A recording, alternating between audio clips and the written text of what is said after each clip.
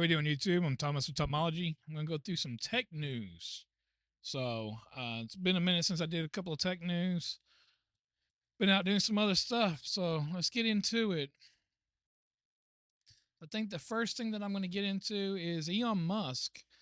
Elon Musk has said that he is now taking SpaceX and all his companies out of California.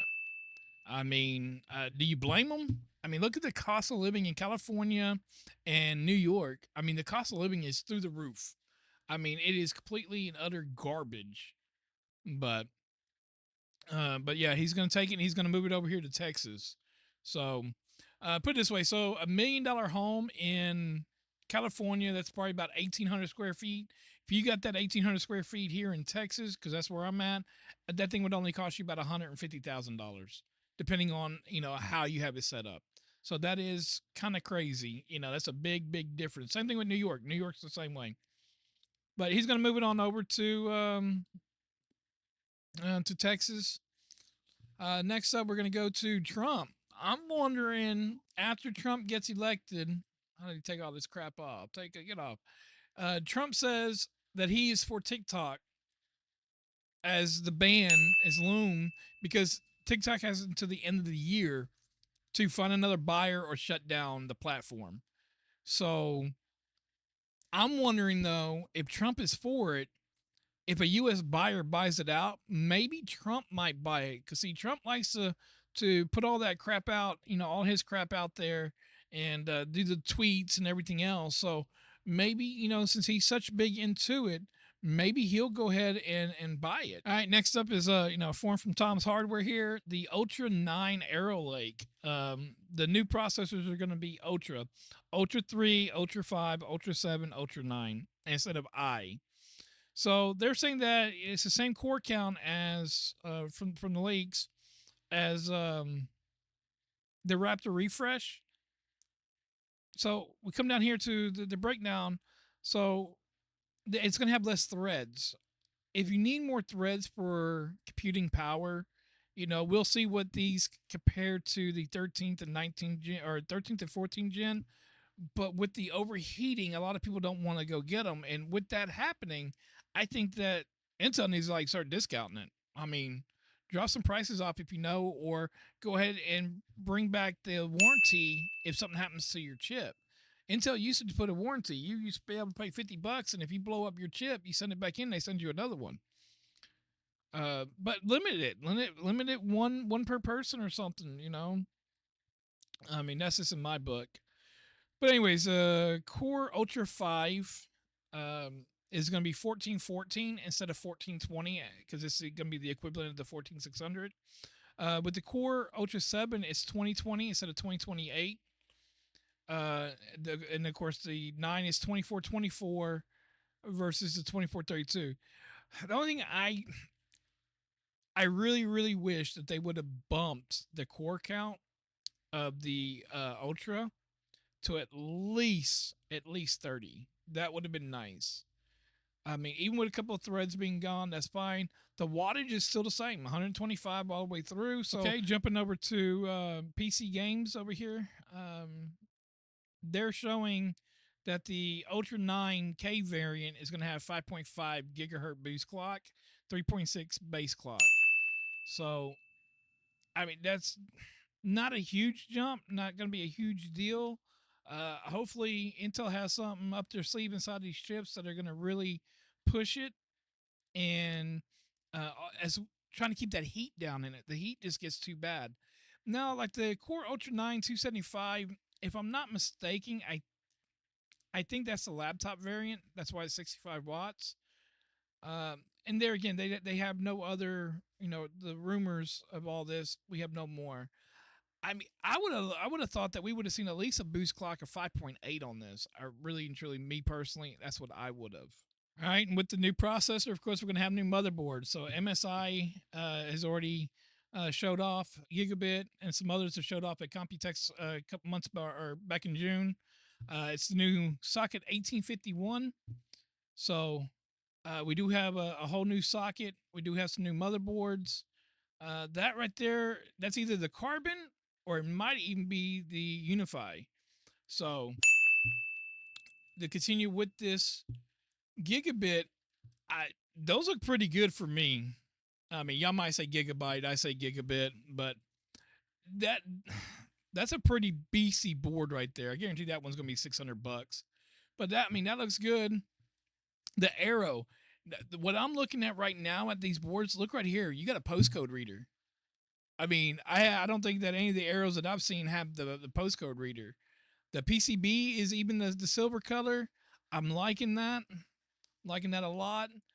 I mean, even the Aurorus postcode reader, these just look like some beefy boards. I mean, me personally, I have never owned a gigabit board. Asus MSI is what also I've really owned. I think I had an ASRock at one time, and then when I first started building back in 2000, um, oh, what was it?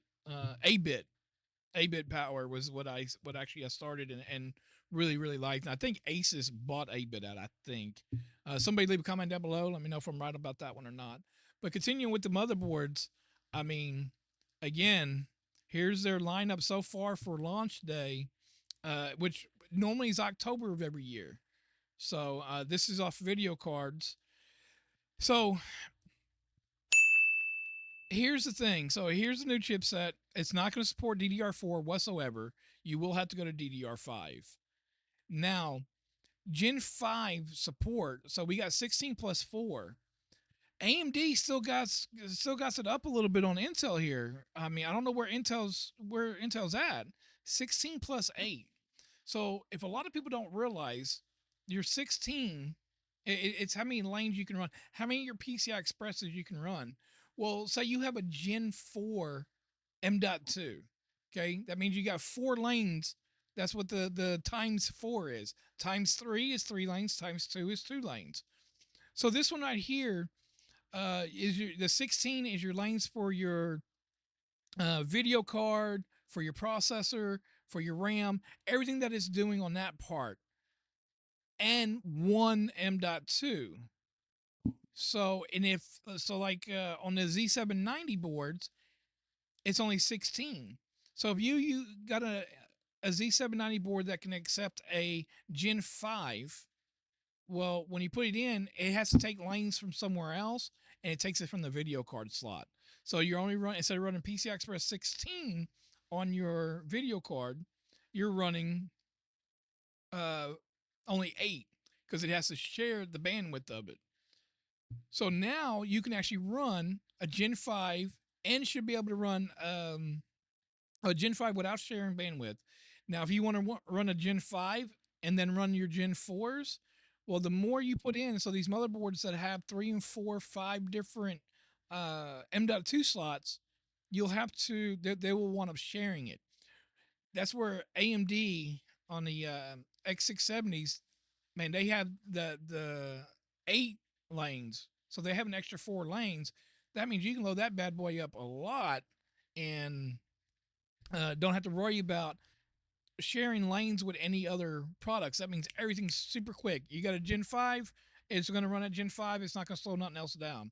So, oh man, choices. All right, so here are some more boards from Computech.